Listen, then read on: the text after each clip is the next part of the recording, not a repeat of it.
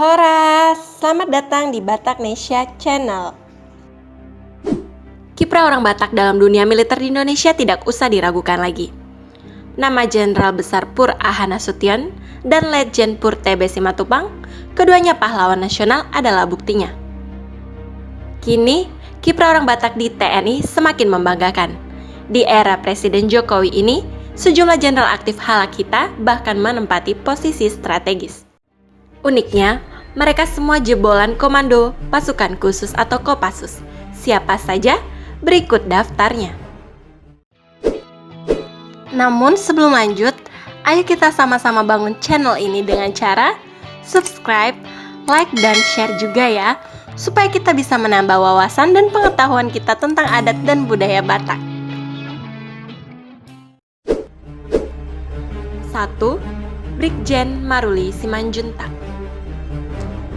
Brigjen Maruli Simanjuntak kini menjabat sebagai Wakil Komandan Pasukan Pengaman Presiden atau Wadan Pas Pampres.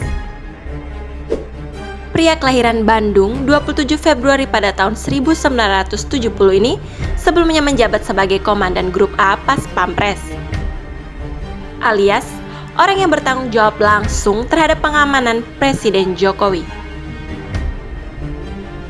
Maruli yang merupakan lulusan Akmil 1992 ini juga pernah mengemban tugas sebagai Danrem 074 Waras Tratama, Surakarta pada tahun 2016 sampai 2017.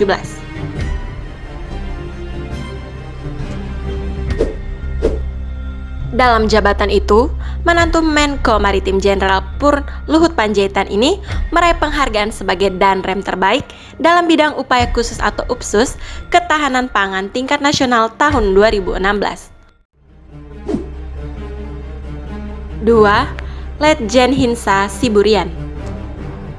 Letjen Hinsa Siburian kini menjabat sebagai Kepala Badan Siber dan Sandi Negara atau BSSN. Pria kelahiran Tarutung 28 Oktober 1959 ini sebelumnya menjabat sebagai Pangdam 17 Cendrawasih 2015 sampai 2017.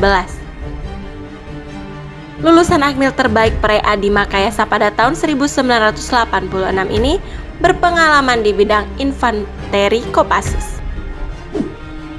3. Brigjen Richard Tampu Bolon.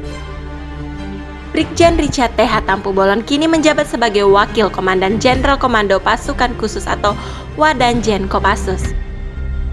Sebelumnya, lulusan Akmil 1992 ini menjabat sebagai Danrem 023 Kaul Samudra pada tahun 2016 sampai 2017. Richard sudah memiliki beragam pengalaman tugas militer dan non-militer, baik di dalam maupun di luar negeri. Sekian informasi untuk hari ini. Sampai jumpa di informasi selanjutnya.